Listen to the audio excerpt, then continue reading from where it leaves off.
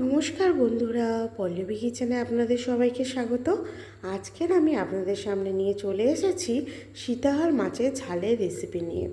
তার জন্য আমি এখানে কয়েক পিস সীতাহার মাছ নিয়েছি। সীতাহার মাছে গায়ে মাখিয়ে নিচ্ছি পরিমাণ মতো লবণ আর হলুদ গুঁড়ো। ভালোভাবে মাছের গায়ে মশলা মাখানো হয়ে গেলে একটা কড়াই বসিয়ে নিচ্ছি। কড়াটা গরম হয়ে গেলে তার মধ্যে আমি মাছটা ভাজার জন্য দিয়ে দিচ্ছি পরিমাণ মতন সাদা তেল। তেলটা গরম হয়ে গেলে এর মধ্যে একে একে দিয়ে দেব মাছগুলোকে।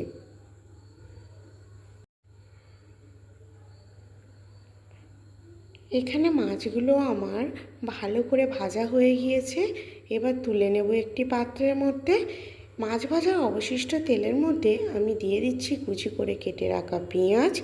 পেঁয়াজটা ভালো করে ভেজে নিয়ে তার মধ্যে আমি দিয়ে দেব 1 টেবিল চামচ কোড়ানো রসুন আর 1 টেবিল চামচ কুড়ে রাখা আদা দিয়ে আমি পেঁয়াজের সাথে আরও বেশ কিছুক্ষণ নাড়াচাড়া করে ভেজে নেব। এবার এর মধ্যে দিয়ে দেবো ছোটো ছোটো করে কেটে রাখা টমেটোর কুচি। এটা দিয়ে আরও বেশ কিছুক্ষণ ভেজে নেওয়ার পর একে একে এর মধ্যে দিয়ে দেব মশলাগুলো। দিয়ে দিচ্ছি লবণ, হলুদ গুঁড়ো, লঙ্কার গুঁড়ো, জিরে আর ধনের গুঁড়ো দিয়ে সামান্য জল দিয়ে মশলাটাকে মিডিয়াম আঁচে কষিয়ে নেব।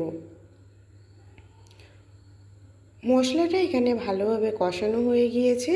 এবারে এর মধ্যে আমি গ্রেভির জন্য জল অ্যাড করে দিচ্ছি।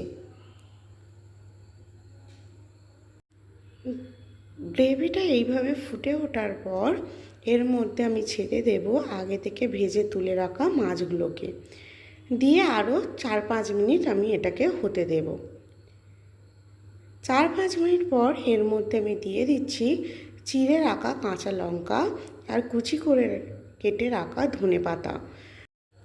কাঁচা লঙ্কা চেরা আর ধনেপাতা কুচি দেওয়ার পর গ্রেভিটা আরও 2-3 মিনিট আমি হতে দেব।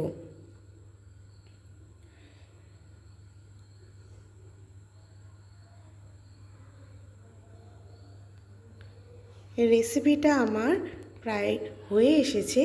এবার আমি এটা নামিয়ে নেব একটি পাত্রের মধ্যে। দেখুন কত সহজে আর কত কম উপকরণ দিয়ে এই রেসিপিটা আমি রান্না করে দেখালাম আপনাদের। যদি আমার এই রেসিপিটা আপনাদের ভালো লেগে থাকে আপনারা অবশ্যই একবার বাড়িতে ট্রাই করে দেখবেন। আর এই ভিডিওটা ভালো লেগে থাকলে একটা লাইক করে দেবেন, কমেন্ট করবেন, শেয়ার করবেন আর সাবস্ক্রাইব করতে ভুলবেন না। আমার এই পুরো ভিডিওটা দেখার জন্য আপনাদের সবাইকে অসংখ্য ধন্যবাদ রইল। ভিডিওটা দেখার পর অবশ্যই আপনারা কমেন্টে জানাবেন এই রান্নার রেসিপিটা আপনাদের কেমন লাগলো। আপনারা যদি কমেন্ট করে জানান তাহলে আমার ভিডিও করার উৎসাহটা আরও খানিকটা বেড়ে যাবে। আর এর সাথে সাথে আপনারা কি রান্নার ভিডিও দেখতে চাইছেন সেটাও জানাবেন আমাকে, তাহলে সেই ভিডিওটা আনার চেষ্টা করব আমি এই চ্যানেলে। পুরো ভিডিওটা দেখার জন্য আরও একবার ধন্যবাদ জানাই আপনাদের সবাইকে।